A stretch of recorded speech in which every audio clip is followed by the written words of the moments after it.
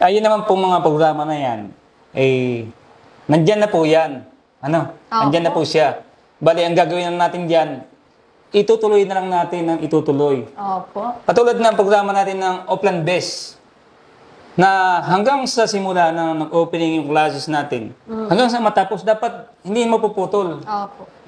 Yung ating walang sawang pagpapaalala sa mga estudyante natin para magbigay kaalaman regarding sa mga crime prevention natin, sa ating anti-terrorism, sa paggamit ng illegal na mga droga, di ba? Kasi isa yan na dapat natin ituro sa kanila. Kung ano ba yung magiging side effect niyan kung sila ay ma-involve dyan sa paggamit ng illegal na droga. Opo. At marami po tayong programa na gusto natin ituloy-tuloy lang. Opo. Kaya ngayon, sir, kahit kami dito, sir, sa Arpicado, natuklasan po namin kung ano po yung activities nyo po doon sa Binyan. Dahil nakasama po namin doon po yung mga PCR personnel po doon nung gumanap po sa Mount Pleasant, sir, nung nag-outreach po kami doon. Napakadami nyo po talagang natutulungan po dahil po sa mga outreach program pong nagaganap at sa mga information awareness drive po. Kaya, sir, talagang napakahanga po talaga ang hakbangin ni sir, no? Para mabigyan ng mas maayos at secure na community ang bayan ng Binyan. Para sa dami ng hakbang na ito, mas ramdam po ng mamayan ang seguridad at proteksyon at syempre yung mga outreach program na nakakatulong po talaga dun sa Binyan, sir. Kaya abangan nyo po ang mga activities po dyan sa Binyan, lalo na po ang kanilang mga Upland Best sa mga school po. Tsaka po, sir, pumunta na din po tayo sa pinaka-last part po ng ating program. Inyo pong mensahe, sir, sa komunidad upang sila ay makipagtulungan sa kapulisan na mas maayos at ligtas ang lugar ng Binyan, sir. Sa amin pong kababayan, dyan sa Binyan, huwag po kayong magsasawang sumuporta. At kami naman po na inyong pulis ay 24/7 na handang maglingkod ng tapat at isang tawag niya lang po ay darating po ang inyong kapulisan. Huwag po tayong mahihiya at lumapit at magsumbong sa inyong kapulisan. Nandito po kami na handang tumulong po sa inyo. Ayun, kaya po sa mga mamayan po dyan sa Binyan, nandito lang po sila, sir, para kayo'y tulungan. Kapag meron po kayong gustong i-report or isumbong, nandito lang po sila, sir. Ready nyo po pwedeng puntahan anytime sa police station po ng Binyan City Police Station. Talaga naman po, sir, na kung sama-sama tayong kikilos ay mas magiging matibay ang ating samahan, di ba po, sir? Lalo na po sa krimen at kapahamakan. Mas mapapaigting natin ang kaligtasan sa ating lugar at ang lahat kapag ang lahat ay nagtutulungan, di ba po, sir?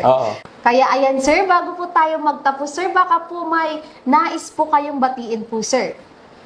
Una po sa lahat, ay binabati ko po ang ating Chief PNP, Police General Romer Francisco Marbil, at ang ating mahal na RD, Police Brigadier General Paul Kenneth Tuhay Lucas, at ang mga command group ng Pro 4A, at ang ating Chief ng Arpicado 4A, na si Police Colonel Medrid Patam, at siyempre ang aming hepe, si Police Lieutenant Colonel Jonathan Rongabilia, at sa mga kasama ko sa Binyan City Police Station.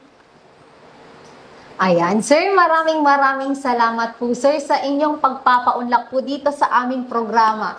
Talaga pong napakasnappy po talaga, sir, ng Binyan po, sa lahat po ng accomplishment, administrative, walang-wala na po kaming masabi, sir. Napakasnappy po, yung PCR, best PCR pa lang po, dun pa lang po is, snappy nyo na po talaga dun, sir.